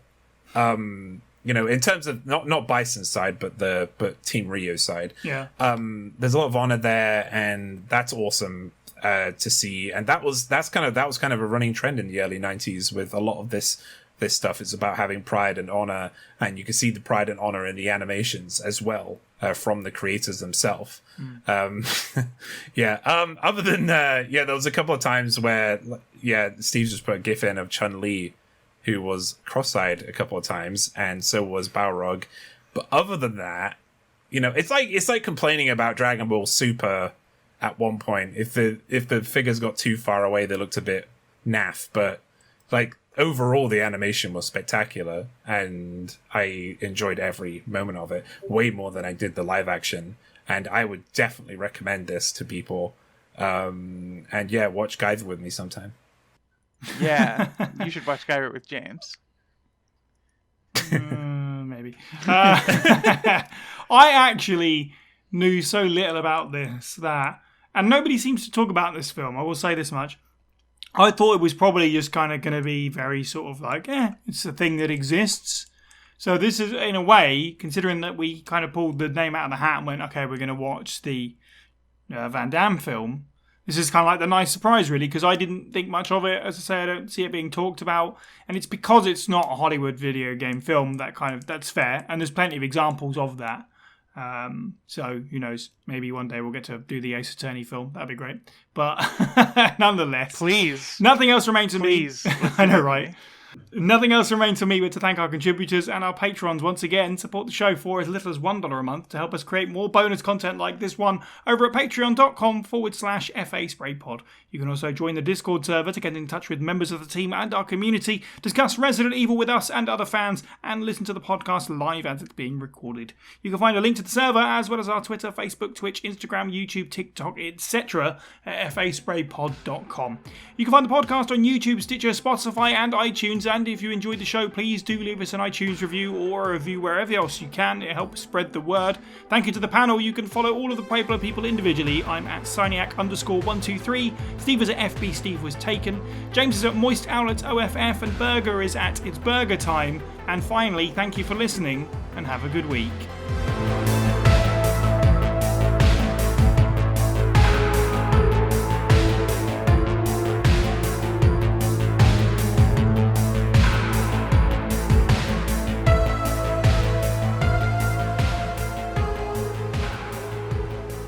I have a little anecdotal story I like to tell about I mentioned the Joel Schumacher movies, and I mentioned that on purpose because, like, I maintain that Batman and Robin's actually a good movie if you understand what the movie's supposed to be.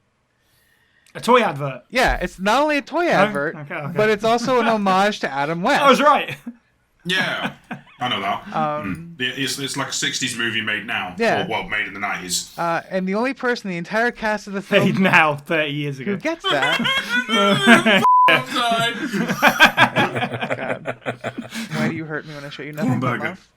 But honestly, Batman Forever right up there is one of my favourite Batman films. Not so much Batman and Robin, but Batman Forever is great, and I won't hear any slander against it. It's fantastic. Is that the one with who's the blonde in that one?